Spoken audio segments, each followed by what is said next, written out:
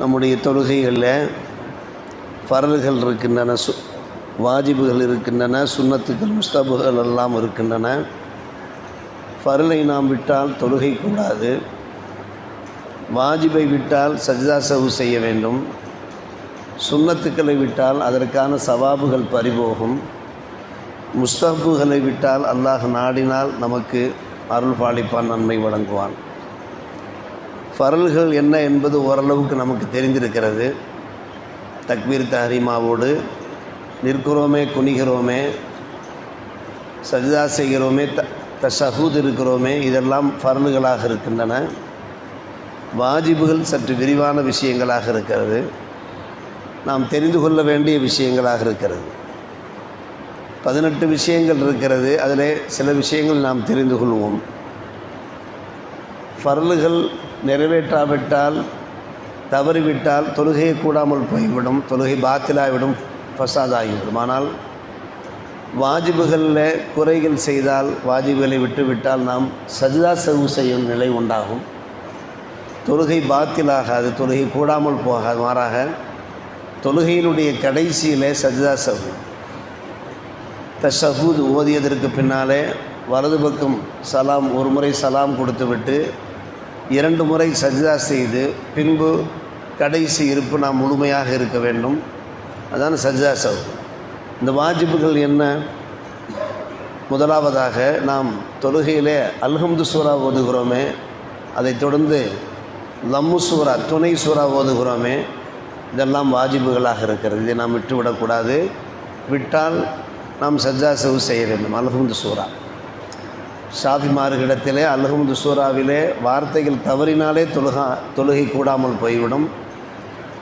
அல்ஹம்து சூரா அவை ஒரேடியாக விட்டுவிட்டால் சுத்தமாக தொழுகை கூடாமல் போய்விடும். ஆனால் நம்முடைய ஹனஃபி மதுஹபிலே அதற்கான பரிகாரம் சொல்லித்தரப்படுகிறது. இந்த வாஜிபை நாம் விட்டோம் என்றால் நாம் சஜ்தா சஹு செய்ய வேண்டும். தொழுகையினுடைய கடைசியிலே அது ஒரு பரிகாரமாக ஆகிவிடும். சஜ்தா சஹுவும் செய்யாவிட்டால் மறுபடியும் தொழுகையை மீட்ட வேண்டும். சஜ்தா சஹு செய்யாவிட்டால் மறுபடியும் தொழுகை மீட்டுவது வாஜிபாக இருக்கிறது.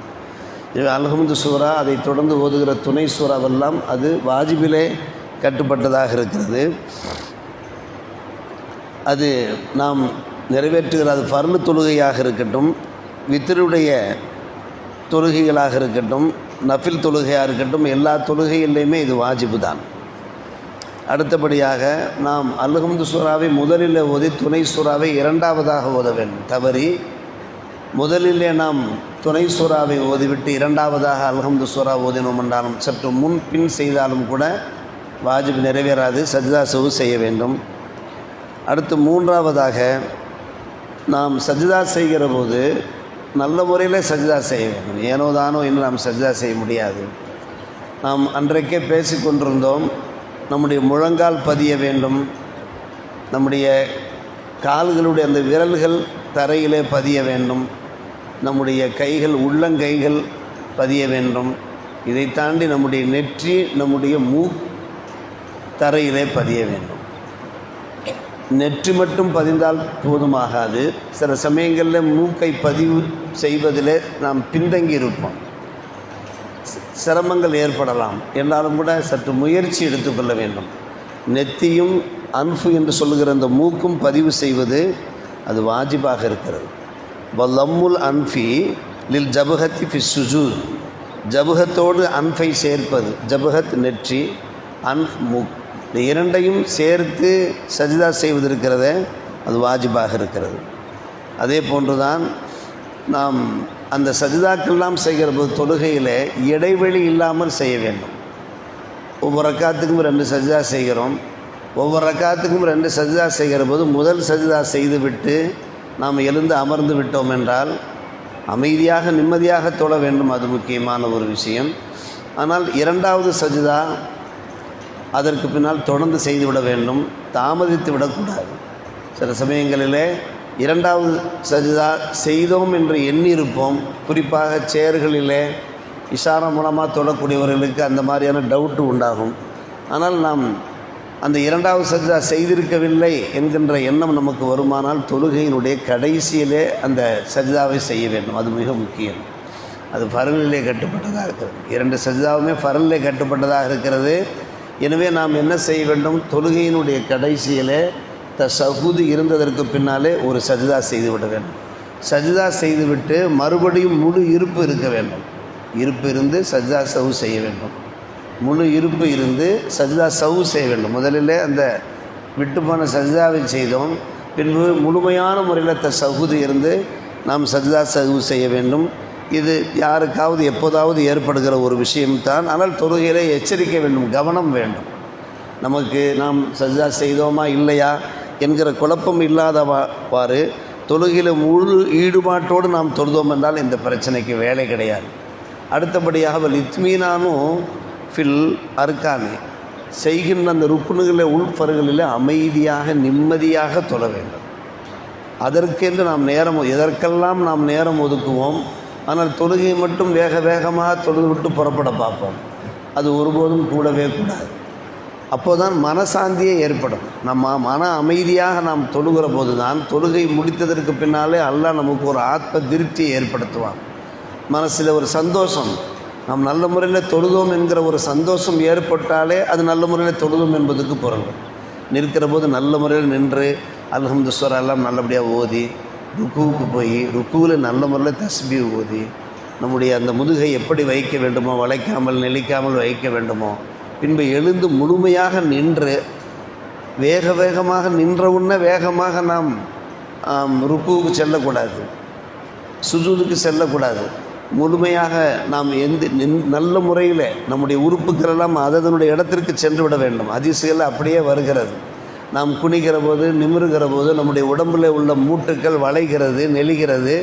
பின்பு நாம் எழுந்து நிற்கிற போது அந்த மூட்டுக்கள் அதனுடைய இடத்திற்கு சென்று விடும். அதனுடைய இடத்துக்கு செல்லுகிற வரை நாம் நிம்மதியாக நின்றுவிட்டு, வெகு நேரம் நிற்பதல்ல, நிம்மதியாக நின்றுவிட்டு நாம் சஜ்தாவுக்கு செல்லும். சஜ்தாவையும் கூட முழுமையான நெற்றி எல்லாவற்றையும் நல்ல முறையிலே பதித்து அமைதியாக இதை இத்மீனான் என்று அரபியிலே தஅதீருல் அர்கான் என்றும் சொல்லுவார்கள். ருக்குனுகளை அமைதியாக செய்ய வேண்டும். குறைந்தபட்சம் ஒரு 2 ரக்காத் 3 நிமிஷம் அல்லது 5 நிமிஷமாவது நாம் என்ன செய்ய வேண்டும்? தொழ வேண்டும். நாம் இமாமத்து நடத்துகிற போது சுருக்கமாக நடத்தும்படி பெருமானார் ரசூலை கரீம் ஸல்லல்லாஹு அலைஹி வஸல்லம். ஆனால் ஓத வேண்டியவற்றையெல்லாம் ஓத வேண்டும், கூடுதலாக ஓதாமல் சரியாக ஓத வேண்டும் என்பதாகும். ஆனால் நாம் தனியாக தொழுகிற போது சற்று அமைதியாக நிம்மதியாக நாம் தொழுவதற்கு முயற்சி எடுத்துக்கொள்ள வேண்டும். அதே போன்று தொழுகையில் முதல் இருப்பு சஜ்தாவாக இருக்கிறது. நன்கு ஞாபகத்தில் வைத்துக்கொள்ள 2 இருப்புகள். ஃபஜ்ருடைய ஃபர்ல் 2 ரக்காத் தொழுதோம். அதில் ஒரே ஒரு இருப்பு தான் இருக்கிறது, கடைசி இருப்பு, அது ஃபர்ல். ஆனால் மற்ற ஃபஜ்ர் அல்லாத மற்ற எல்லா தொழிலுமே 2 இருப்புகள் இருக்கிறது. அல் கூதுல் அவ்வல் அல் கூத அஹீர் இருக்கிறது. அதனுடைய அந்த முதல் இருப்பு இருக்கிறது, அது வாஜிபாக இருக்கிறது. அது வாஜிபாக இருக்கிறது. அது வாஜிபை விட்டு விடாமல் 2 ரக்காத்தை முடித்து விட்டு அப்படியே மறந்து 3ஆம் ரக்காத்துக்கு ஒருவர் எழுந்து விட்டார் என்றால் அப்படியே தொழலாம். அல்லது மறுபடியும் அமர்ந்து விட்டு 4ஆம் ரக்காத்துக்கு போகலாம். ஆனால் அப்படியே தொழுவதற்கும் வாய்ப்பு இருக்குது. 3, 4 அல்லது மக்ரிபா இருந்தால் 3ஆம் ரக்காத் தொழுதுட்டு கடைசியாக சஜ்ஜா சவு செய்யணும். முதல் இருப்பு இருக்கிறது, அது வாஜிபு. வாஜிபை விட்டோம் என்றால் சஜ்ஜா சவு செய்ய வேண்டும். அடுத்து நாம் அந்த தஷஹுதை கடைசி இருப்பிலே ஓதுகிறோமே, கடைசி இருப்பிலே ஓதுவது வக்ராத்து ஃபில் ஜுலூஸில் அஹீரி.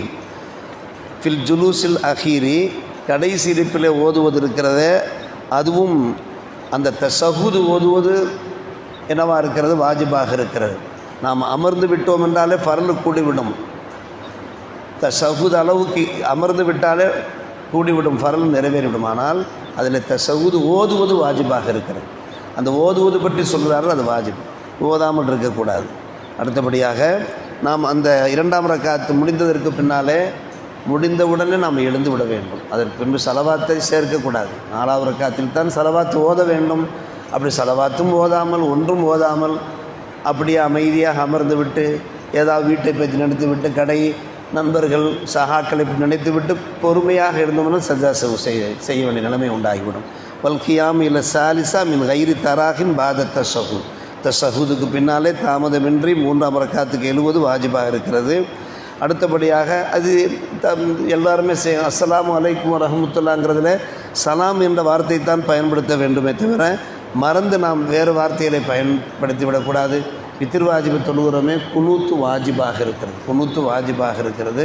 குனூத்தை நாம் ஓத கற்றுக்கொள்ள வேண்டும். அது தெரியாத போது ரப்பனா அத்தினா போன்ற அந்த துவாக்களை ஓதலாம். ஈது பெருநாள் தொழுகையிலே நம்ம 6 தக்பீர்கள் ஓதுகிறோமே, அதுவும் கூட அது வாஜிபாக இருக்கிறது. அதே போன்று ஜஹுருல் இமாம் பி கிராத்தில், இது எல்லோரும் அறிந்த ஒரு விஷயம். அதாவது சப்தமிட்டு ஜஹரன் ஓதக்கூடிய தொழுகையில் ஜஹரன் ஓதுவது, மெதுவாக கிராத் ஓத வேண்டிய தொழுகையில் மெதுவாக ஓதுவது வாஜிபாக இருக்கிறது.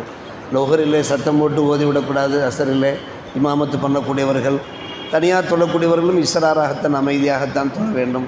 மக்ரிப் இஷா ஃபஜ்ரிலே அமைதியாக தொழுது விடக்கூடாது, ஜஹர் இல்லாமல் தொழுகை நடத்தி விடக்கூடாது. அப்படி செய்தால், அதாவது லொஹர் அசரிலே ஜஹர் சத்தமிட்டு ஓதிவிட்டாலும், அல்ஹம்துலில்லாஹி ரப்பில் ஆலமீன், சில சமயங்களில் நானே அந்த தப்பு செய்திருக்கிறேன். மழை காலத்தில் நல்ல இந்த இருட்டாக இருக்கும், நான் மக்ரிபை நினைத்து விட்டு அல்ஹம்து சூரா அசரிலே சத்தம் போட்டு ஓதிவிட்டு பிறகு சஜ்தா சஹு செய்திருக்கிறேன். இப்படி மெதுவாக ஓத வேண்டிய தொழுகையிலே ஜஹராக ஓத வேண்டிய மக்ரிப் இஷா ஃபஜ்ரிலே மெதுவாகவும் நாம் மாற்றி ஓதிவிட்டாலும் கூட அப்போதும் அந்த வாஜிபிலே பாதிப்பு ஏற்படுகிறது. நாம் சஜ்தா சஹு செய்ய வேண்டும். இது போன்ற பல விஷயங்கள் இன்ஷா அல்லாஹ் அடுத்து தொடர்ந்து நாம் நினைவு கூறுவோம். தொழுகையினுடைய அந்த சட்டத்திட்டங்கள் பிரகாரம் அந்த வணக்க வழிபாடு நிறைவேற்றுவதற்கு அல்லாஹ் நம்ம எல்லோருக்கும் நல்ல புரிவானாக. வாஹிர் தாவானா அல்ஹம்துலில்லாஹி ரப்பில் ஆலமீன்.